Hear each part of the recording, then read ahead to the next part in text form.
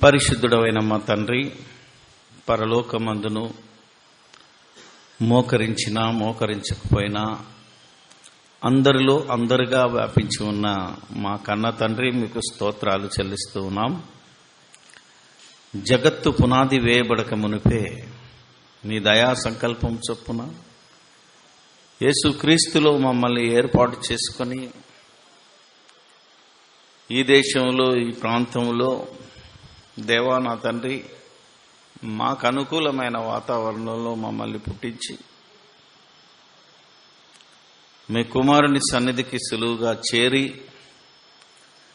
ఆయన ద్వారా మిమ్మల్ని స్తుతించే భాగ్యము మాకు ఇచ్చినందుకు స్తోత్రాలు చెల్లిస్తున్నాం. ఈ భాగ్యము ఎంతో మందికి లేదు దేవా, ఎన్నో దేశాలలో కూడా లేదు.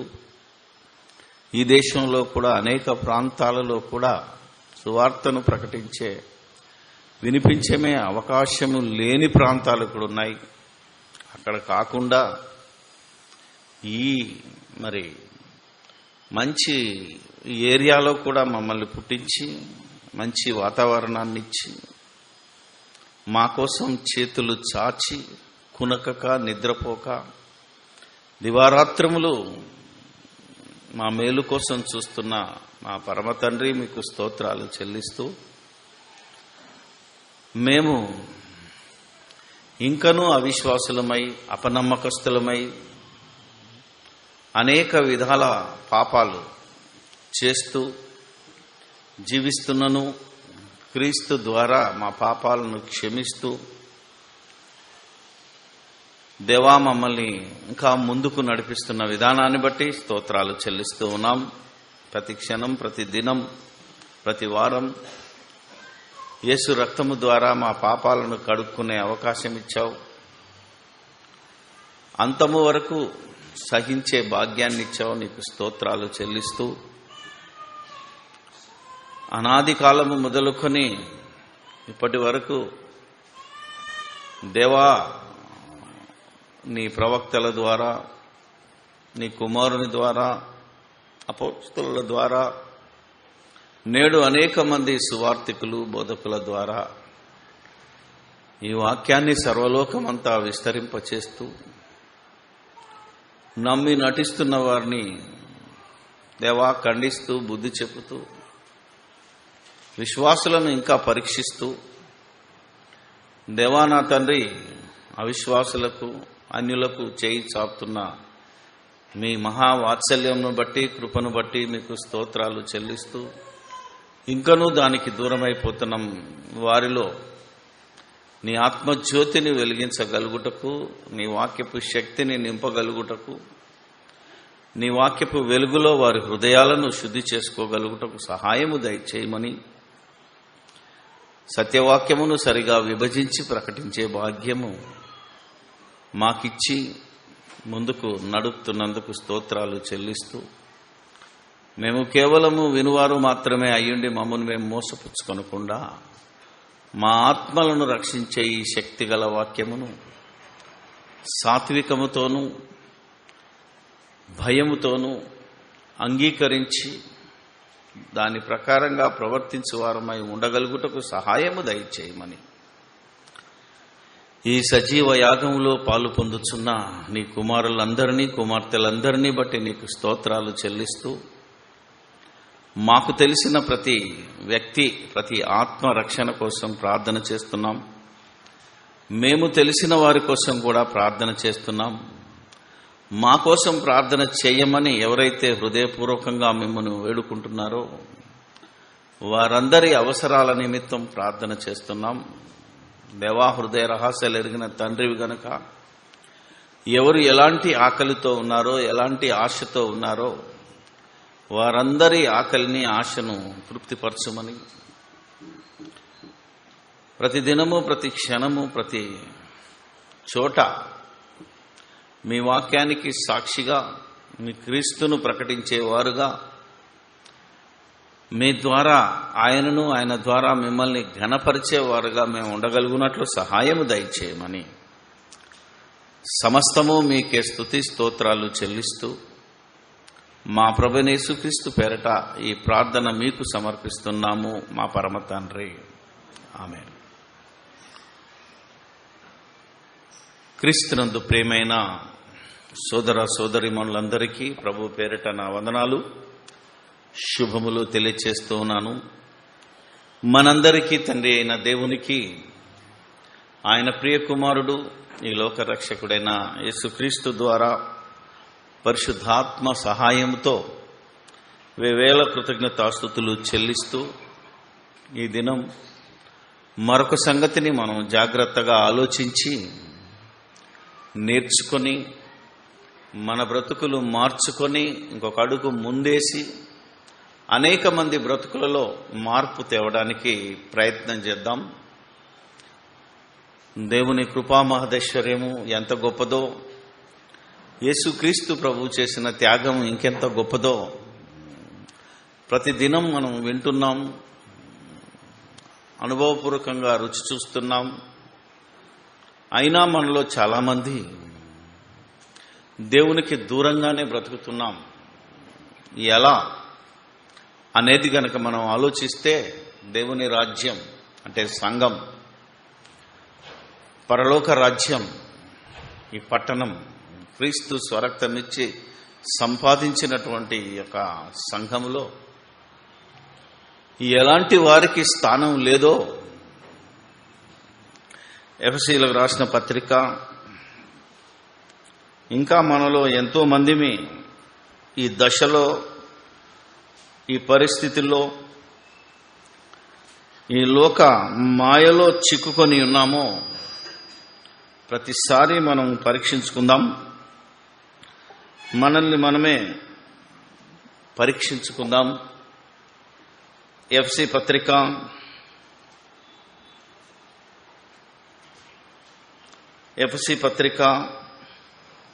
5వ అధ్యాయము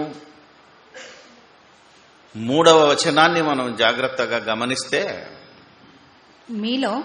మీలో జారత్వమే గాని, ఎఫ్సి పత్రిక ఎఫ్సి రాసిన సంఘములో, అనగా ఈరోజు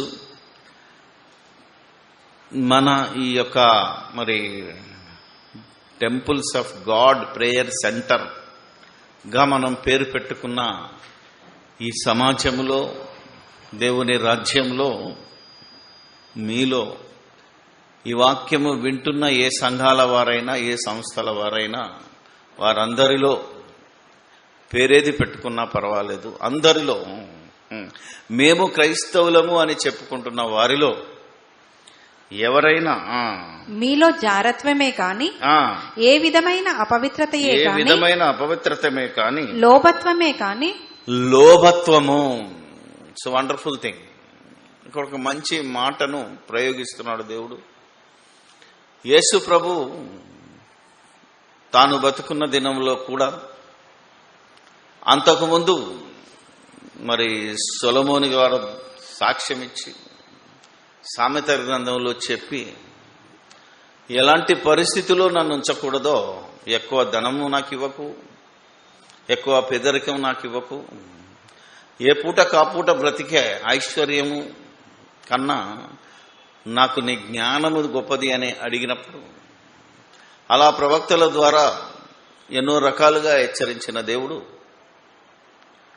క్రీస్తు ద్వారా ప్రారంభంలోనే చెప్తున్నాడు, మీరు ధనవంతులకు గనక ఆశపడితే మరి మీరు పరలోకాన్ని పోగొట్టుకుంటారు.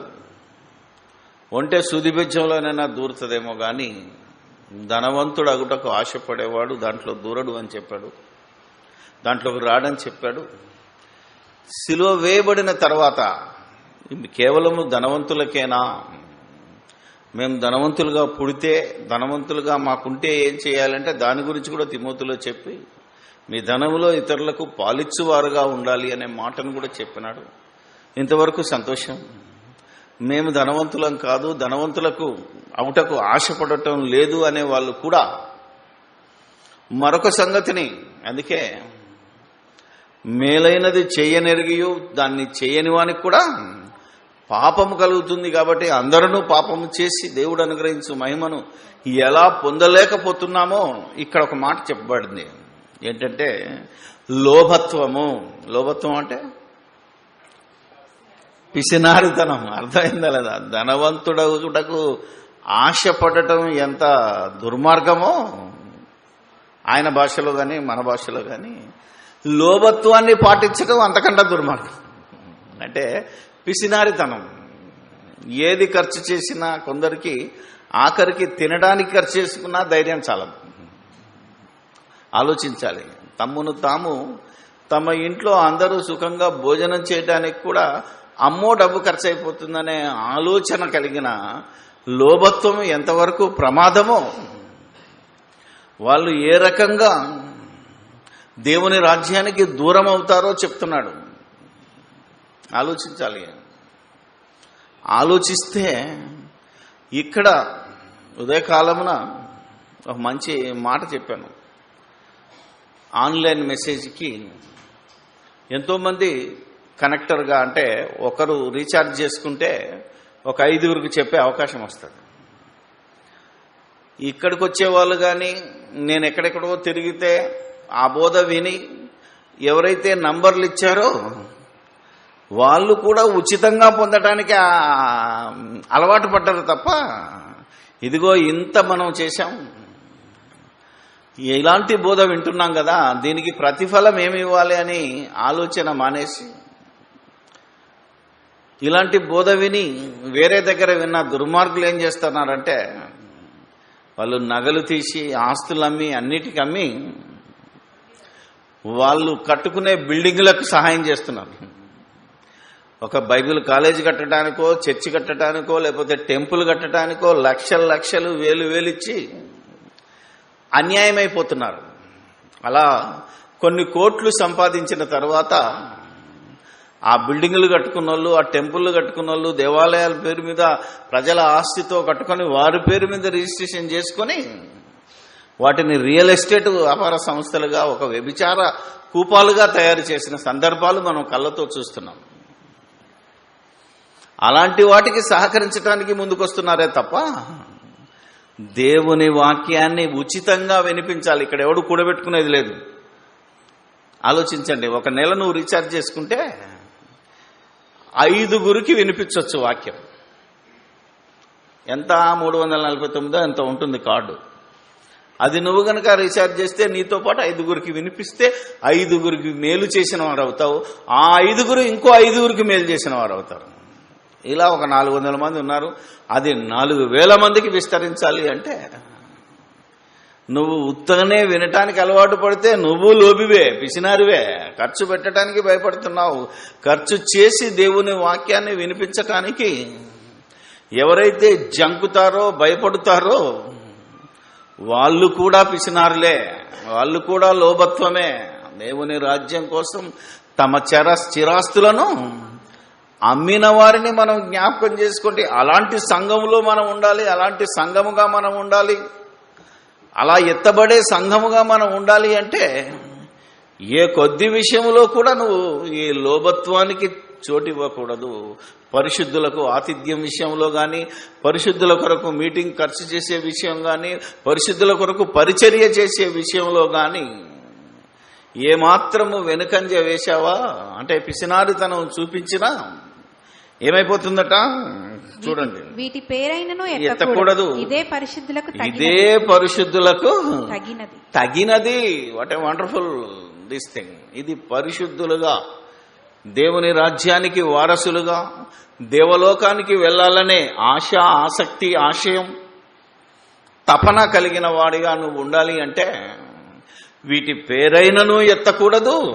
ఇదే పరిశుద్ధులకు తగినది. కృతజ్ఞతా వచనమే మీరు ఉచ్చరించవలను కానీ మీరు బూతులనైనను పోకిరి మాటలనైనను సరసోక్తులనైనను ఉచ్చరింపకూడదు. ఇవి మీకు తగవు. బైబిల్లో ఉన్న వాటిని జోకులుగా వాడుకునే వాళ్ళు కూడా ఉన్నారు.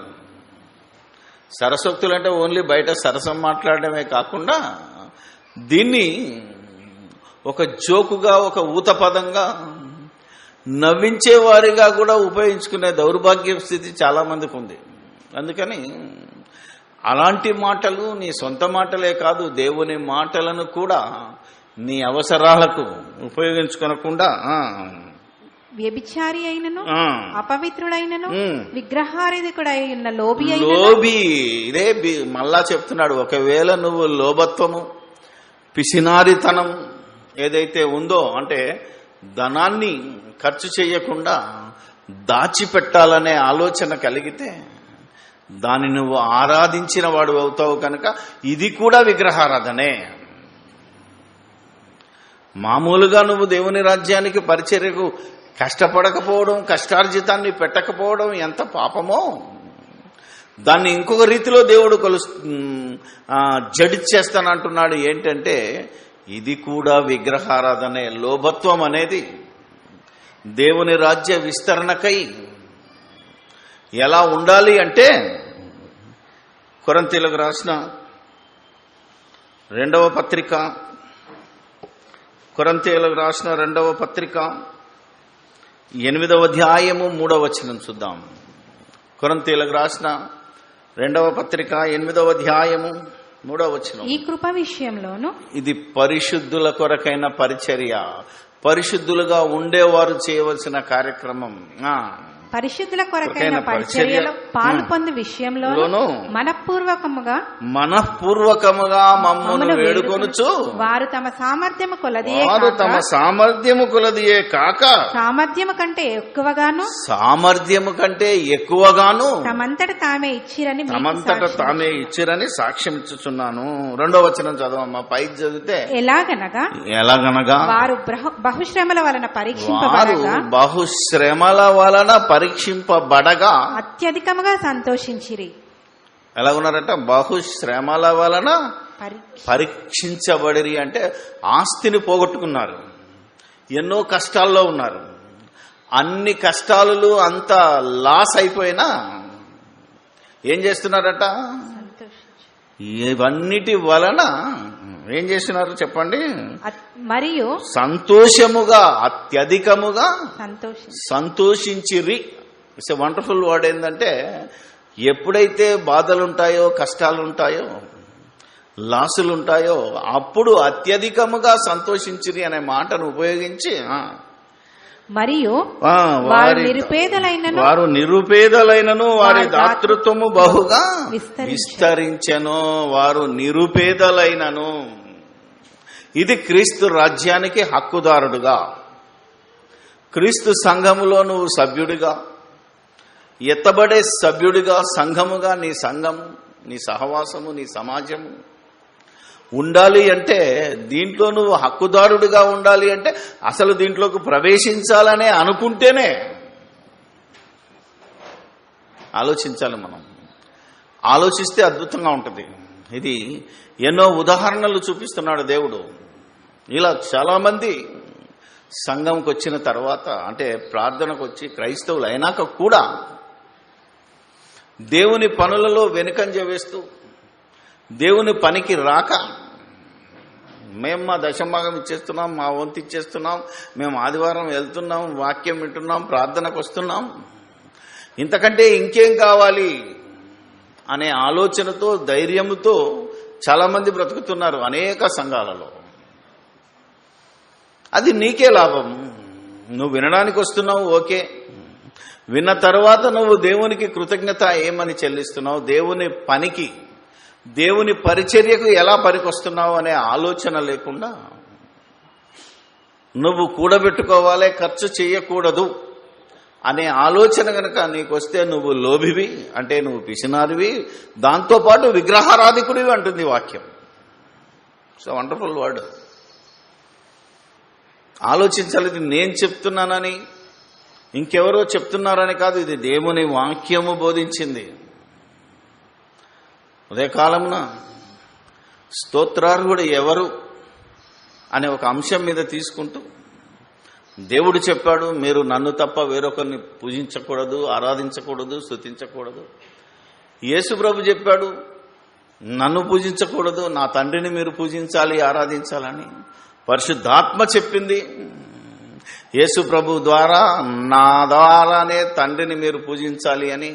దానికి సాక్షులు అపోస్తలులు చెప్పారు. వీళ్ళందరూ చెప్పారు కనుక మనం ఎప్పుడైనా తండ్రి అయిన దేవుణ్ణే మనం స్తుతించాలి అని బోధ చేస్తే ప్రశ్న వేశాడు ఒక ఆయన. అన్నా, మీరు యేసు ప్రభువును స్తుతించొద్దు అంటున్నారు, అది ఎలా కుదురుతుంది అన్నాడు. ఒరే పిచ్చోడా, ఇంత చెప్పినా నీకు అర్థం కాలేదు. నేను అంటలేను రా నాయన, మళ్ళా నా మీద బదనాం పెట్టొద్దు. చాలామందికి ఇదే, దేవుని వాక్యం చూపించి దేవుడిలా చెప్తున్నాడు, పోనీ యేసుప్రభు ఇలా చెప్తున్నాడు, పోనీ పరిశుద్ధాత్మ అపోస్తలుల బోధిలాగా ఉంది కాబట్టి మనము దేవుణ్ణే స్తుతించాలనే మాట ప్రయోగిస్తే, ఆహా మీరు యేసుప్రభుని వద్దంటున్నారు, నేనెవడరా బాబు వద్దంటానికి, నా మాట కాదు, బయటికెళ్ళి మీరందరూ ఏం చెప్తున్నారు ఇప్పుడు, ఒకవేళ మనకు వ్యతిరేకత ఎందుకు వస్తుందంటే జాన్ గారు ఇలా చెప్పారండి అనేది తప్పుడు బోధ. అది జాన్ అయ్యా షాగిర్ కాదు, ఇది జాన్ అయ్యా సొంతం బోధ కాదు. ఇది నేను బైబిల్లో వ్రాయబడింది మీకు చెప్తున్నానే తప్ప ఏమాత్రం కలిపితే నన్ను పట్టుకోవాలి. మీరు నన్ను పట్టుకోవాలంటే మీరు బైబిల్ చదవాలి. అర్థమైందా లేదు? నేను చెప్పింది తప్పు అనటానికి మీరు బాగా హోంవర్క్ చేయాలి. అప్పుడు మీరు బాగుపడతారు, నేను బాగుపడతాను. ఈరోజు అయారాం గయారాం లాగా ఉన్నది సంఘాల పరిస్థితి. అబ్బా విన్నాం, చాలా బాగుంది. ఎంత బాగుంది, ఎందుకు బాగుంది, ఎలా బాగుంది, బైబిల్లో ఉందా లేదా అనే పరిస్థితి ఏది. అందుకే నిర్జీవమైపోయి ఆస్తుల పెంపకాలు, ఆస్తుల కొట్లాటల, అంతస్తుల కొట్లాటలు అంతా గడబడే. మహాజ్ఞానం పేరిట మోసం, స్వస్థతల పేరిట మోసం, శరీర ఆశల పేరిట మోసం, ఎక్కడ చూసినా అన్యాయం అయిపోతున్నాం. అందుకే సంఘాన్ని, సమాజాన్ని, సార్వత్రిక ఈ సంఘాన్ని మరొకసారి కరెక్షన్ చేయాలి. దీన్ని పోరాటంలో చేసి దీన్ని పునరుజ్జీవింపచేయాలి. పునఃసమీక్ష జరగాలి. ఇంతవరకు జరుగుతున్న బోధ, ఇంతవరకు ఉన్న విశ్వాసం. ఈరోజు సంఘానికి వచ్చి చాలా మంది టిక్ టిక్ టాక్లో వచ్చి గంటసేపు కూర్చొని కానుకలేసేసి నెల కానుకెత్తాడు, అరకానుకెత్తాడు, దశంభాగం ఎత్తాడు, అన్నెత్తాడు, వెళ్ళిపోతున్నాడు తప్ప అసలు దేవుని రాజ్యంలో నేను ఎంతవరకు ఉన్నాను, నేను దేవుని రాజ్యానికి వారసున్నా, హక్కుదారున్నా కాదా, నా విశ్వాసము సరి అయిందా కాదా, నేను అనుకుంటున్నది, నేను విన్నది ఎంతవరకు వాస్తవం అని పరిశీలించుకోలేకపోతున్నారు.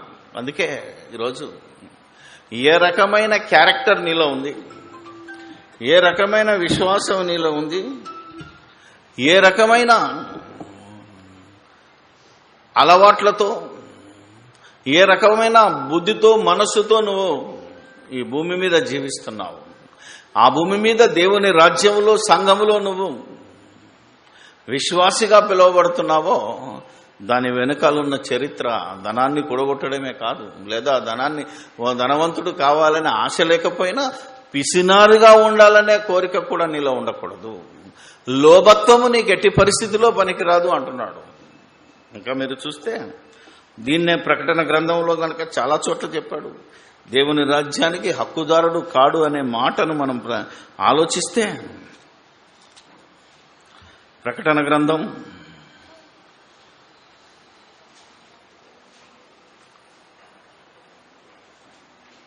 కడప నుంచి ఒక అబ్బాయి ఫోన్ చేశాడు, సువార్థికుడు అంట. నా భార్యకి ఎవరో మంత్రాలు చేశారు, చేతబడి చేశారు, మేమిద్దరం సేవలో ఉండేవాళ్ళం, ఆమె నా మాట వింటలేదన్నా, కొంచెం ప్రార్థన చేయమంటాడు. నువ్వేం చేస్తున్నావు అంటే, నేను మంచి సింగర్ని, ఆల్రెడీ నేను స్పీకర్ని అన్నాడు. మరి తంత్రాలను ఎందుకు నమ్ముతున్నావురా నాయన, వీళ్ళు లేవన్నాడు కదా దేవుడు అంటే, అట్టెట్లయితే ఇగో ఈ రెఫరెన్స్ ఇచ్చాడు. అర్థమైందా లేదా మీకు? అప్పుడు అన్నాను, మాంత్రికులు ఉండొచ్చు, మంత్రాల పేరు చెప్పి మాయ చేస్తున్న వాళ్ళు ఉండొచ్చు కాబట్టి వాళ్ళని అన్నాడే తప్ప మంత్రాలు నమ్మకూడదని మరొక చోట చెప్పాడరా బాబు అంటే అర్థం కాదు. అందుకే వెంటనే మరి మన సీడీ ఉంటుంది, క్యాసెట్ ఉంటుంది, బుక్ ఉంటుంది, అన్ని పంపించాను. మంత్రాలు, క్షుద్ర శక్తులు, దైవిక శక్తులు మనుషులకు ఉన్నాయా? మంత్రగాళ్ళు ఉన్నారు కావచ్చు, కానీ మంత్రశక్తి ఉందా? మంత్రగాళ్ళుగా పిలువడుతున్నారు, బోల్డ్ మంది ఉన్నారు, మనం బెదిరిస్తారు.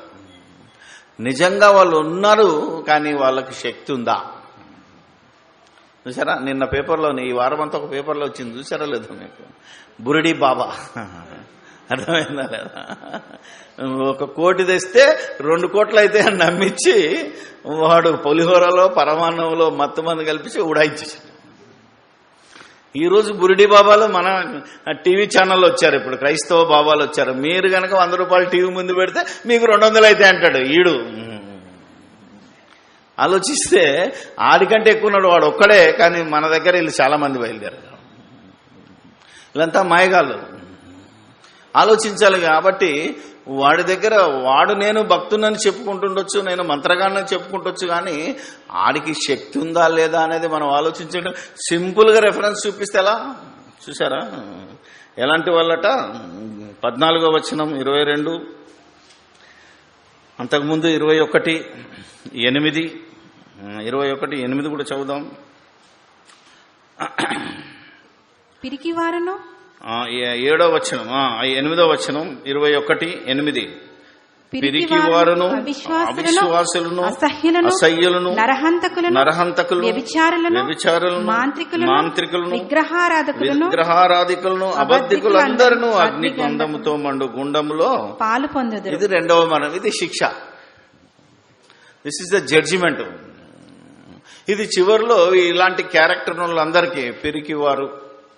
అలాగే ఇంకొక దగ్గర చూస్తే పిసినారోలు, లోబులు ఉన్నారు, తాగుబోతులు ఉన్నారు, రకరకాల క్యారెక్టర్స్ కలిగిన వాళ్ళు దేవుని రాజ్యంలో ప్రవేశించరు.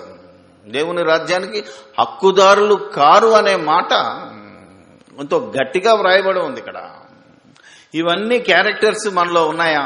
లోభత్వమే కాదు, పిరికితనం ఏమన్నా ఉందా? ఏదన్నా పని చేయాలంటే అమ్మో ఏమనుకుంటారు, అది నేను చేయగలనా, నా వల్ల అవుద్దా, మీరు చేయగలరు బ్రదర్ మీరు చేయండి. అలా ప్రతి పనికి పిరికితనం. దేవుని పనికి పిరికితనమే, నీ సొంత పనులకు కూడా పిరికితనమే. ఏ మాట మాట్లాడాలన్నా భయపడే క్యారెక్టర్ ఒకరికి ఉంటుంది. అతను కూడా దేవుని రాజ్యానికి వారసుడు కాడు. అలాగే మనం ఆలోచిస్తే అవిశ్వాసులు, విశ్వాసము భ్రష్టులు అంటే యేసు దేవుని కుమారుడని నమ్మని వాళ్ళంతా అవిశ్వాసులు. విశ్వాసులు ఎవరంటే యేసు దేవుని కుమారుడని నమ్మేవాళ్ళు. కాబట్టి ఇలాంటి జాతి కూడా అగ్నిగుండంలో పడవేయబడుతుంది.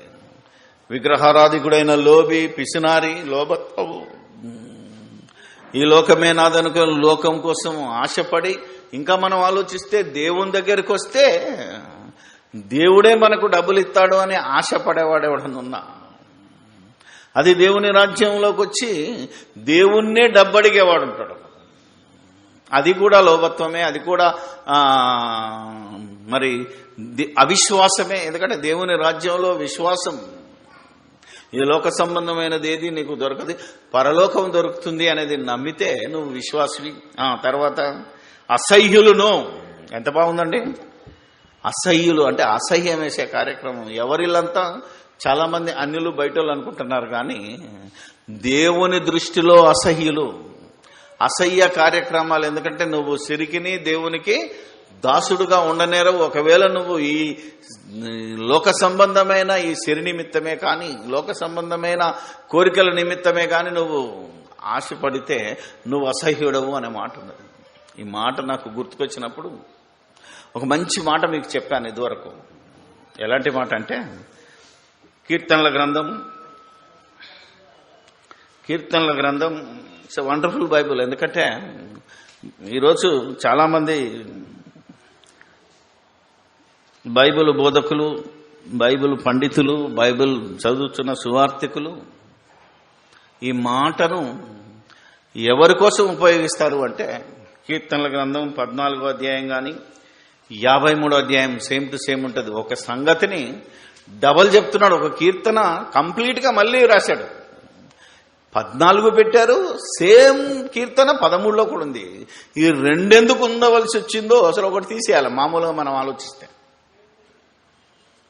కానీ దేవుడు మరి దాదాపు 2000 సంవత్సరాల క్రితం లేదా క్రీస్తుకు పూర్వం దావీదు కాలంలో కీర్తనలో జతపరిచాడు దీన్ని. 2 కీర్తనల్లో ఒకటే మాట ఉంటుంది, దేవుడు లేడని బుద్ధిహీనులు తమ హృదయములో అనుకొందురు, వాడు చెడిపోయిన వారు అసహ్య కార్యములను చేయుదురు, మేలు చేయువాడు ఒకడును. అసహ్యులు, మేలు చేయువారు ఎవరునూ లేరు. వీళ్ళంతా ఎవరు అనుకుంటున్నారు? దేవుడు లేడనే హేతువాదులు, నాస్తికులు అనే భావన క్రైస్తవుల్లోకి వచ్చేసింది. ఎవడు బోధించాడో తెలియదు, కానీ ఇది హేతువాదుల గురించి, నాస్తికుల గురించి చెప్పింది కాదు.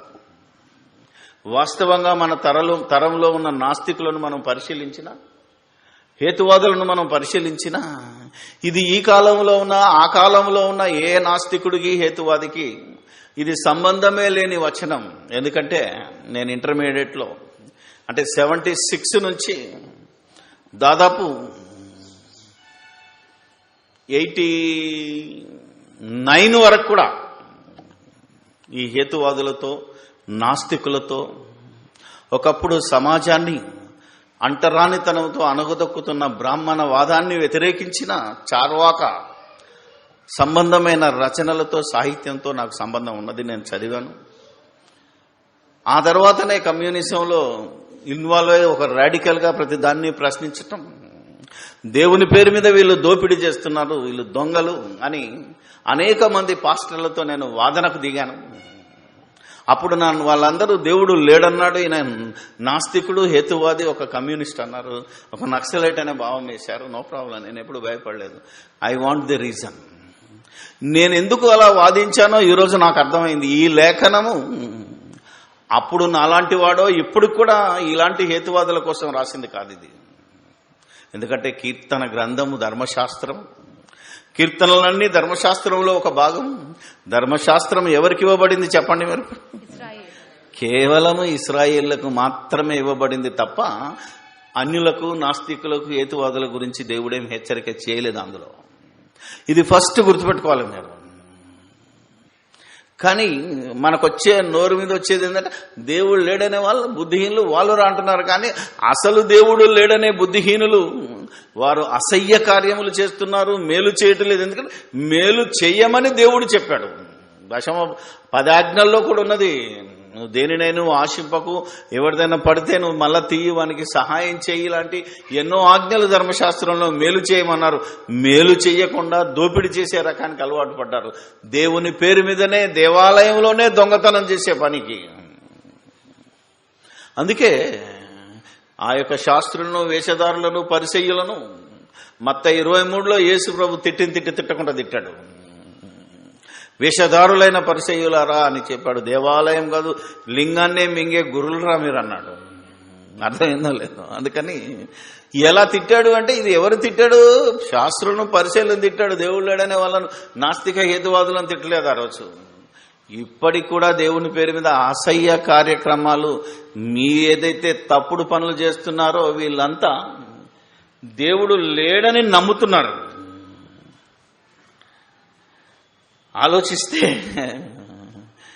ఈ నగరం నడిబొడ్డున ఉన్న ఒక చర్చిలో జరుగుతున్న అక్రమాల గురించి ఇంకో పేపర్లో వచ్చింది. మరి రాజకీయాలు, దోపిడీ, వచ్చిన కానుకలన్నీ మింగేసి లెక్కలు చెప్పుకుంటూ తప్పించుకుంటున్నారు. అంటే వీళ్ళు ఎవరు అనుకుంటున్నారు? దేవుడు లేడనే బుద్ధిహీనులు ఈ సంఘ పెద్దలు, సంఘాన్ని నడిపేవారు. ఎందుకంటే లేడని మీరు అసహ్యం ఏంటిది? దేవునికి అసహ్యమైన కార్యక్రమం లోభత్వము, దేవునికి అసహ్యమైన కార్యక్రమం ధనము సంపాదించాలని ఆశ, దేవుని పేరు మీద గొప్పోళ్ళు అవ్వాలని ఆశ, దేవుని పేరు చెప్పుకొని, దేవుని సేవ చెప్పుకొని, మా అంత గొప్పోళ్ళు లేరని, మేము పదవులను అలంకరించాలని, మేము అష్టైశ్వర్యాలు, భోగ భాగ్యాలు అనుభవించాలని ఆలోచించే ప్రతివాడు వినయము లేనివాడు, సాత్వికము లేనివాడు, ఈ యొక్క యేసుక్రీస్తు గుణాలకు వ్యతిరేకంగా ప్రవర్తించేవాడు ప్రతివాడు అసహ్యుడు. వాడే దేవుడు లేడనే బుద్ధిహీనుడు.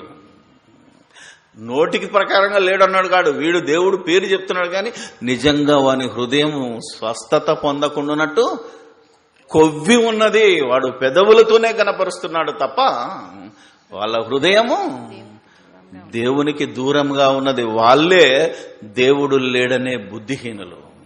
అంటే ఇది దేవుని పేరు చెప్పి ఎవడైతే దోపిడీ చేస్తున్నాడో ఈరోజు వాళ్ళ కోసం రాయబడింది. ఆ రోజు వాళ్ళ కోసం రాయబడింది, ఈరోజు వీళ్ళ కోసం రాయబడింది. అంతే తప్ప హేతువాదుల గురించి కాదు. మేలు చేయువాడొక్కడును. నేను హేతువాదులతో అదే 15 సంవత్సరాలు తిరిగాను. నేను హేతువాదిగా ఉన్నప్పుడు కూడా ఎక్కడ ఎవరికి అన్యాయం చేయాలని ఎప్పుడు మేము ఆలోచించలేదు, ఎవరు ఆలోచించరు కూడా. మానవత్వాన్ని మేల్కొమ్మని, సంఘంలో జరుగుతున్న దేవాలయం పేరు మీద దోపిడీ జరుగుతుంటే చూడు, మోసం చేస్తారు చూడు, వాళ్ళ మీద కేసులు ఎత్తారు వాళ్ళు. తెలుసుకోలేదు మీకు? ఏదో విగ్రహం పాలు తాగిందంటే తప్పు, మరియమ్మ విగ్రహం కన్ను తెరిసిందంటే తప్పు అంటాడు ఆడొచ్చి. ఇది మోసం, ఇది మాయ, దేవుని పేరు మీద జరిగే దోపిడీ అంటాడు వచ్చి. మంత్రాలు తంత్రాలు చేస్తున్నారని ఏదైనా వృద్ధులను ఊర్లో చెట్టు గట్టేసి కాల్చి చంపేస్తే ఇది గ్రామస్తులు చేసిన దోపిడీ అంటాడే తప్ప నిజంగా మంత్రశక్తులు లేవు, తంత్రశక్తులు లేవు, అన్యాయంగా అక్రమంగా మనుషులను చంపుతున్నారు అని సమాజానికి మేలు చేయడానికి హేతువాదులు ముందున్నారు ఈరోజు. ఒక క్రైస్తవుని బొమ్మను చూద్దాం, ఒక దేవుని సేవకుని వెళ్ళి చూడు మనం. అరే మంత్రాలు లేవు, తంత్రాలు లేవు, సైంటిఫికల్గా లేవు, బైబిల్ ప్రకారంగా లేవు, మీరు ఎందుకు ఇలా మాయ చేస్తున్నారని ఒకసారి బహిరంగంగా చెప్పను. ఇంక ఉల్టా ఈడేమంటే నీకు పలానోళ్ళు మంత్రాలు చేశారు, పలానోళ్ళు చేతపడి చేశారు, మా దగ్గరికి రా 7 వారాల ప్రార్థన చేయి, వచ్చి మాకు కానుకలే నిలువు దోపిడి, అప్పుడు నీ ఇంట్లో దయ్యం వెళ్ళగొడతానంటాడు ఇప్పుడు ఉల్టా. సో ఎవడు అసహ్యుడు? వాడి నోరు కింద విష సర్పం ఉంది అంటాడు. పైకి వెళ్తే వారు సున్నం కొట్టిన సమాధులు, వారు సమాధులలో ఉన్నారు, సచ్చినోళ్ళ కింద లెక్క. ఇదే మాటను కూడా క్రీస్తు వచ్చిన తర్వాత కూడా అంటాడు అపోస్తలుల ద్వారా, నిద్రించుచున్న నీవు మేలుకో, నువ్వు సమాధుల్లో సచ్చున్నావు, నీవు జీవించుచున్నావు అన్న పేరు మాత్రమే ఉంది, నీవు మృతుడవే, సచ్చినోడివే అని ఎవడికి చెప్తున్నాడు? బయటోడి కాదు, సంఘములో ఉన్నోడితో. నేను సంఘస్థుణ్ణి, నేను విశ్వాసిని, నేను భక్తాగ్రేసరుణ్ణి, మహాజ్ఞాన్ని అన్న వాడితో మాట్లాడుతున్న మాటలు ఇవి. ఆలోచించండి. అందుకే ఈ కీర్తన 2 సార్లు రాయబడింది అంటే రియల్గా సాల్యూట్ టు ది లార్డ్, దేవునికి స్తోత్రం చెల్లించాలి. మనం ఆలోచించాలి. మనం ఊరికనే సంగతులు పైన చూడకూడదు. అందుకే అసహ్యులను, పిరికివారును, మాంత్రికులను అన్నాడు అంటే ఇది పెద్ద సబ్జెక్టు. మీకు ఆల్రెడీ ఒక సెమినార్ కూడా పెట్టాను 3.5 గంటలు. ఈ రోజుల్లో ఎవడికి మంత్రశక్తులు లేవు. మంత్ర కట్టు వలన పాము గరిస్తే మీరు వెళ్ళి మందు తాగాలే తప్ప, మెడిసిన్ తీసుకోవాలి తప్ప, పాము గరిస్తే మంత్రంతో బాగు చేస్తాడం అనేది ఇంపాసిబుల్ అని బైబిల్లో రాసింది. తెలుసా మీకు? చాలా మంది పాము గర్వగానే, మొన్న మా మిత్రుడు ఒకడు దానికి ఏదో నాటు వైద్యంలోకి వెళ్ళి దెబ్బతిన్నాడు, చనిపోయాడు, సువార్థికుడే. కొందరు పాము గర్వగానే వాళ్ళ దగ్గరికి వెళ్తే ఫోన్ చేస్తారట, చెవిలో ఫోన్ చేస్తే అసలు వీడికి పాము విషయం తగ్గిపోతుందట. ఎవడు చెప్పాడో ఏమో తెలియదు. అలా సచ్చిన వాళ్ళు చాలా మంది ఉన్నారు. ఎందుకంటే అన్ని పాములు విషపూరితమైనవి కావు, అన్ని పాములు చస్తే సావరు, కరిస్తే సావరు. ఇది తెలియదు మనకు. ఇంత జ్ఞానం నువ్వు సంఘంలో ఉన్నవాడికి ఎడ్యుకేట్ చేయాలి. ఇది ఎడ్యుకేట్ చేస్తున్నాను అంతే తప్ప క్రీస్తుకు విరోధిని కాను, బైబిల్కు విరోధిని కాను. నేను క్రీస్తుకు సాక్షిని, వాక్యానికి సాక్షిని. దేవుడు తర్వాత, ముందు యేసుని నమ్మాలి మనం, యేసు తర్వాత దేవుడు. మనం యేసువారం అయితే యేసు దేవుని వాడు. ఎన్నో మంది ఫోన్లు వస్తున్నాయి. నిన్న ఒక పాస్టర్ కడప నుంచి ఫోన్ చేశాడు, సార్ యెహోవా వైపు, దేవుని వైపు చూస్తే మీరు నూతనంగా బలవంతులు అవుతారు అని వాక్యం ఉన్నది. నేను రేపు సండే ప్రసంగం చేయాలి, నాకు కొన్ని మాటలు చెప్పంటాడు. నిజంగా చెప్పొచ్చు, దేవుని వైపు చూసిన వాళ్ళు బలవంతులు అయ్యారు. ఒక అబ్రహాం ఉన్నాడు, ఒక నోవాహు ఉన్నాడు, ఒక దావీదు ఉన్నాడు, ఇవన్నీ ఉన్నాయి. ఇవన్నీ వాళ్ళ కోసం రాసినాయి. అర్థమైందా లేదా? ఇప్పుడు నువ్వు సరాసరి దేవుని వైపు చూసి బలవంతుడయ్యే ఛాన్స్ లేదు. ఎందుకంటే నీకు యెహోవా దొరికే కాలం కాదు, ఇది దొరకడు. అర్థమైందా లేదా? నువ్వు చూసే అవకాశమే లేదు. అంటే నువ్వు యెహోవా సాక్షిగా ఉండడానికి వీల్లేదు, యావే సమాజంగా ఉండడానికి వీల్లేదు. ఇలా ఉంటే నువ్వు అసహ్యుడివే, నువ్వు అక్రమకారుడివే. మరి ఎవరి వైపు చూడాలి ఇప్పుడు? మన విశ్వాసమునకు కర్త, దాన్ని కొనసాగించేవాడైనా. ఈ రోజు ప్రతి క్రైస్తవుడు యేసు వైపు చూడాలా. దేవుని వైపు చూసే కాలం పోయింది, దేవుని వెతికే కాలం పోయింది, దేవుడు దొరికే కాలం పోయింది. So now looking an to Jesus. అందుకే క్రీస్తును ప్రకటించమన్నాడు, క్రీస్తు వైపు చూడమన్నాడు. ఆయన వైపు నువ్వు చూడకపోతే నువ్వు కూడా అసహ్యుడివి. ఎందుకంటే దేవుడు చెప్పిన మార్గంలో వెళ్ళాలి మనం. సరాసరి దేవుని దగ్గరికి వెళ్ళే అవకాశం లేదు మనకి. ప్రతిదీ క్రీస్తు ద్వారా వెళ్ళాలి. ఆయన మధ్యవర్తి, ఆయన రక్షకుడు, ఆయన సర్వాధికారము ఇవ్వబడి ఉంది, ఆయన అభిషక్తుడు. చూసారా ఎంత తేడా ఉందో? అంత చెప్పాను తమ్ముడా. ఇంత చెప్పినా, నువ్వు పాత నిబంధన ఉదాహరణలు అన్నీ చెప్పినా ఆడు బాగుపడ్డు. నువ్వు ముందు నూతన నిబంధనకు రా, సిలువ వేయబడిన క్రీస్తును ప్రకటించు. అప్పుడు మనం ఆ రోజు పక్షిరాజు యవ్వనం వల్ల వచ్చినట్టు నీకు కూడా వస్తుంది, నో ప్రాబ్లం.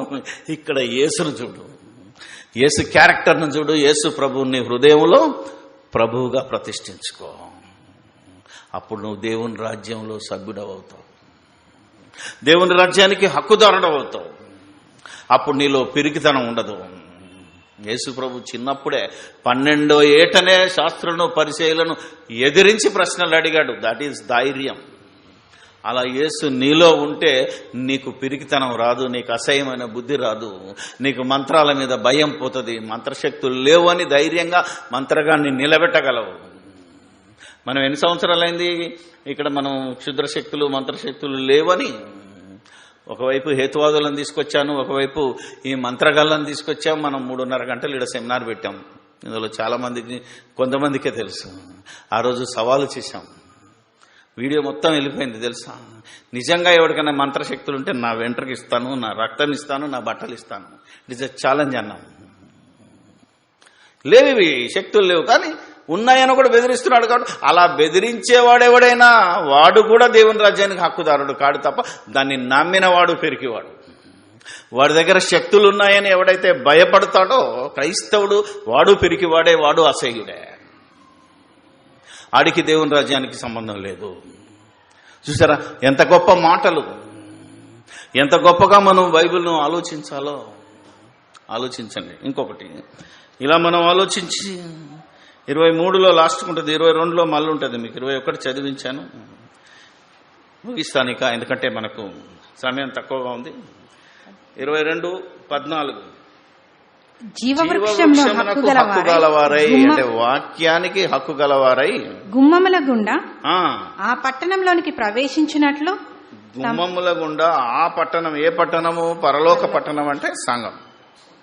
దేవుని రాజ్యంలోనికి ప్రవేశించినట్లు తమ వస్త్రములను ఉదుకొని వారు ధన్యులు. ఏ వస్త్రం? బట్టలు ఉతుకొని వచ్చారు. తమకు అంటుకున్న క్రియలు, తాము ధరించుకున్నవి, ఆ వస్త్రములను ఉతుక్కోవాలి. ఏ వస్త్రాలను ధరించుకోమన్నాడు? పట్టు వస్త్రాలా, తెల్లటి వస్త్రాలా? వీటిని గురించి కాదు. ప్రేమ, వినయము, సాత్వికం, ఇవన్నీ నువ్వు ధరించుకున్నావు. దానికేమైనా మురికి పడితే, అర్థమైందా లేదా? ఇవన్నీ ఉన్నా మురికి పట్టే అవకాశం ఉంది. కాబట్టి ఈ వస్త్రము, తెల్లని వస్త్రం అంటే నీ నీతి క్రియలను మళ్ళా ఉతుకో. ఏ రోజు కావచ్చు. ఈ రోజు నీతిమంతుడిగా ఉండొచ్చునేమో, రేపు నువ్వు మళ్ళా పడిపోవచ్చు, నిన్నెవరైనా పడగొట్టచ్చు. నీకు అవకాశం లేక నేను పడిపోలేదని అంటున్నావు, కానీ నీకు అవకాశం వచ్చి అవసరం ఉండి నువ్వు పడిపోకపోతే అప్పుడు నువ్వు నీతిమంతుడు. అలా పడితే, ఏదో శోధనకు గురై పడిపోతే దాన్ని మళ్ళా ఉతుక్కోమంటున్నాడు. That is the character.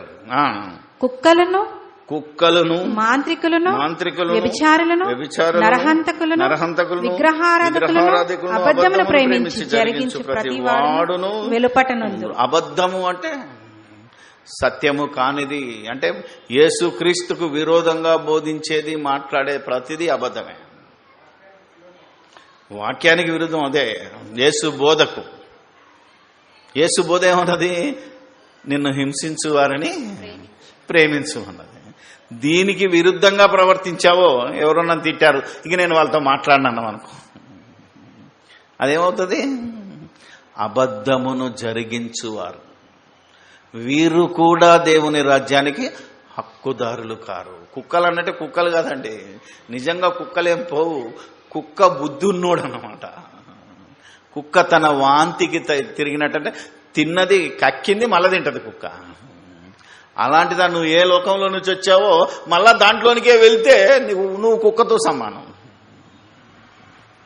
ఇలా ప్రతిదానికి విశ్లేషణ ఉంది, ప్రతిదానికి ఆలోచన ఉంది, ప్రతిదానికి క్యారెక్టర్ నువ్వు ఆలోచించగలిగితే నువ్వు, నేను, అందరం, నువ్వు అంటున్నావు అంటే మీరు అంటున్నానంటే ఏదో మిమ్మల్ని ఏదో నేను చెప్పి నేనేదో గొప్ప అనే భావన కాదు ఇది, ఇంక్లూడింగ్ మీ. ఎందుకంటే మనము పాపము చేయలేదని, మీరు పాపము చేయలేదని కాదు, ఇంక్లూడింగ్ నేను కూడా పాపము చేయలేదని చెప్తే దేవుని అబద్ధికునిగా చేసిన వాళ్ళం అవుతాం. ఎక్కడో దగ్గర తప్పు చేస్తున్నాం. ఈ తప్పును కడుక్కుంటున్నాం. ప్రతిరోజు కడుక్కోమన్నాడు. తమ వస్త్రములను ఉదుకుకొనివాడు ధన్యుడు. ప్రతి దినము ప్రతి క్షణము యేసు రక్తంలో కడగబడాలి. ఒకసారి కడగబడిన తర్వాత మళ్ళీ మనం దాన్ని అంటించుకోవద్దు. తెలియకనో తప్పు చేస్తున్నాం, లేదా తాగుతున్నాం, తింటున్నాం, ఏదో తిడుతున్నాం, ఏదో అలవాటు పడ్డాం. ఒకసారి తప్పని తెలిసిన తర్వాత దాన్ని ఉతుకున్న తర్వాత మళ్ళీ దాని జోలికి వెళ్ళటం అనేది కుక్క బుద్ధి. అలాంటి బుద్ధిలో కూడా మనం ఉండకుండా, ఒకవేళ మనం మళ్ళీ తాగాలనిపించినా, తినాలనిపించినా, ఇంకేదో దొంగతనం చేయాలి, లేదా డబ్బు కూడా పెట్టాలి, లేదా పిసినారితనం మనకు ఒకవేళ పాత అలవాటు నీకు వస్తే దాన్ని వెంటనే యేసు రక్తంలో ఉతుక్కోవాలి, కడుక్కోవాలి, యేసును ధరించుకోవాలి. ఇలా ఎంతమంది మన సంఘంలో ఉన్నారు, ఎంతమంది ఈ సార్వత్రిక సంఘంలో ఇలాంటి క్యారెక్టర్స్ గలవారు ఉన్నారో ఒకసారి మనల్ని మనమే పరీక్షించుకొని, మనము జీవవృక్షానికి హక్కుదారులమా, దేవుని సంఘానికి హక్కుదారులమా, దేవుని రాజ్యానికి హక్కుదారులమా, దేవలోకానికి వెళ్ళటానికి నిజంగా మనకు అర్హత ఉందా లేదా అని మన విశ్వాసాన్ని మనమే పరీక్షించుకుందాం, పరిశీలించుకుందాం, పరిశోధించుకుందాం. అనేకులకు మార్గదర్శకులుగా నిలబడదాం. మనం ఏమి చేసినా మాట చేత కానీ క్రియ చేత కానీ, ఓన్లీ చెప్పడం వరకే కాదు, దాన్ని చేసి చూపించాలి. నీ సాధ్యమైనంత వరకు సహాయం చేయి. చేసేవారికి సహకరించు. నువ్వు చేయకపోతే, నీకు చేసే టైం లేకపోతే ఆలోచించండి మీరు. అందుకే నీ టైమును కూడా, నా టైము నా ఇష్టం అంటే కూడా పిసినారు. ఎందుకంటే దేవుడిచ్చిన టైం ఇది, దేవుని కోసం ఉపయోగించుకోవాలి. నీ కుటుంబం కోసం నువ్వు సంపాదించు. నీ కుటుంబానికి చెందవలసిన టైం కుటుంబానికి చెందించు. దేవునికి ఇవ్వవలసిన టైం దేవునికి ఇవ్వకపోతే ఇక్కడ కూడా నువ్వు పిసినారివే, ఇక్కడ కూడా నువ్వు లోబివే, ఇక్కడ కూడా నువ్వు దేవుని రాజ్యానికి హక్కుదారుడవు కావు. ఇలా ప్రతి విషయంలో దేవుడు ఇంత జాగ్రత్త ఎందుకు తీసుకుంటుండు అంటే, ఆయన పిల్లలమే మనం ఏ చిన్న విషయంలో కూడా తప్పిపోకుండా, మన పిల్లలు ఎక్కడ ఏమవుతుందో అనే భయం ఎలా ఉంటుందో అలా దేవుడు మనకు. బేస్తవారం చెప్పాను, మీరు చాలామంది రాలేదు. తమ్ముడు ఎత్తుకున్నాడు, రవి కునకడు నిద్రపోడు అనే విషయంలో ఎలాంటి భయము, ఎలాంటి ప్రేమ మనలో, మనం చెడిపోతామేమని దేవునికి ఎంత ఉందో చిన్న ఉదాహరణ ఇచ్చాను. చూసారు, ఏదో పాప సాగర్ బిడ్డ తిరుగుతూ ఉంటుంది, మంచి ప్లేసే, ఎడబడుతో ఎడ దెబ్బ తాకుతుందో అని ఇంత బాగున్నా ఎంబడి పడుతున్నారు, ఒకళ్ళు ఎంబడి కావాలంటున్నారు. వై ఆలోచించాలి కదా. ఇలాగే దేవుడు కూడా తన కుమారుడు తన కుమార్తె ఎక్కడ పడతారో, ఎక్కడ దెబ్బ తగులుతుందో, మంచి ప్లేస్లో ఉన్నా, సంఘంలో ఉన్నా, ఇది సురక్షితమైన ప్లేస్ అయినా ఇక్కడ కూడా మళ్ళీ దుష్టుడు ముట్టి కొడితే ఎక్కడ మీరు పడిపోతారో.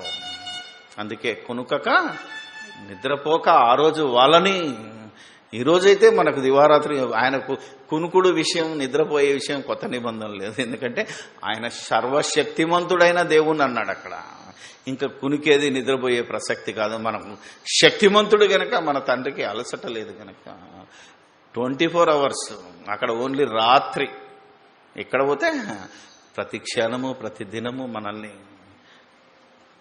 తన హక్కున చేర్చుకోవాలని ఎదురు చూస్తున్నాడు. కాబట్టి ఆయన బోధించిన మార్గం, ఆయన కుమారుడు చూపించిన మార్గంలో ఎందులోనైనా మనం తప్పిపోతున్నామా?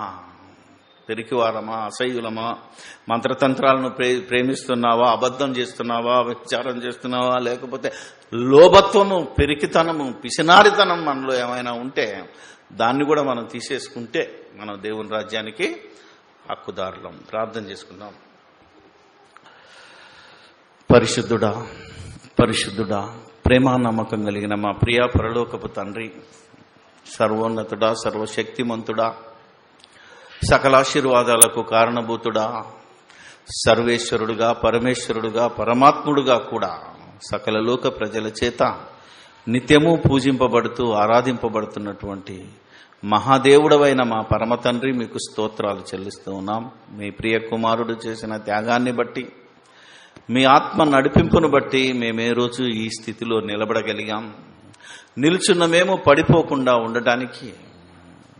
నిల్చుండడానికి మాకున్న అర్హత ఏంటో చెక్ చేసుకోవడానికి మీరిచ్చిన ఈ భాగ్యాన్ని బట్టి మీకు స్తోత్రాలు చెల్లిస్తూ, వినవాక్యము నిష్ప్రయోజనము కాకుండా అది ఫలము తీసుకొచ్చేటట్టు దేవా మేము దాన్ని పరిశోధించి మా దైనందిన జీవితానికి అన్వయించుకొని, మేము ఎలాంటి శ్రమల్లో ఉన్నా అత్యధికంగా సంతోషిస్తూ, నీ రాజ్య విస్తరణకై మా దాతృత్వాన్ని పెంపొందించుకొని అనేకుల రక్షణార్థమై మా సమస్తాన్ని పెట్టి ఒక్కరినైనా కనీసం రక్షణలోనికి నడిపించగలిగితే, మిమ్మల్ని రుచి చూచి ఎరిగించగలిగితే, మీ కుమారుని నామములో ప్రతి వారి మోకాలు, మాకు తెలిసిన వారు కొందరి మోకాలైనా యేసు నామములో మీ ముందు వంగునట్లు చేయగలిగితే, దేవా మిమ్మల్ని స్తుతించినట్టే, మిమ్మల్ని గణపరిచినట్టే, మీకు కృతజ్ఞతాస్తుతులు చెల్లించినట్టే అనే మాటల ప్రకారంగా మేము బ్రతకగలుగునట్లు సహాయం దయచేయమని, సమస్తము మీకే స్తుతి స్తోత్రాలు చెల్లిస్తూ, ఈ జీవజలాన్ని తాగుతున్నవారు, ఈ జీవ వృక్షాన్ని తింటున్నవారు, దేవాని రాజ్యానికి హక్కుదారులుగా అనుకుంటున్నవారు ప్రతిరోజు తమను తాము పరీక్షించుకునే భాగ్యము అనుగ్రహించమని, మేము కేవలము చెప్పువారు మాత్రమే అండి మమ్మల్ని మేము మోసపుచ్చుకొనకుండా, లేదా కేవలము వినువారు మాత్రమే అండి మమ్మల్ని మేము మోసపుచ్చుకొనకుండా, మేమేమి చెబుతున్నామో, మేమేమి వింటున్నామో అది జాగ్రత్తగా వినగలుగునట్లు, దాని ప్రకారంగా ప్రవర్తించగలుగునట్లు మీ ఆత్మ సహాయం మాకు అనుగ్రహించమని, సమస్తము మీకే స్తుతి స్తోత్రాలు చెల్లిస్తూ మా ప్రభువైన యేసుక్రీస్తు పేరటి ప్రార్థన మీకు సమర్పిస్తున్నాము, మా పరమ తండ్రి.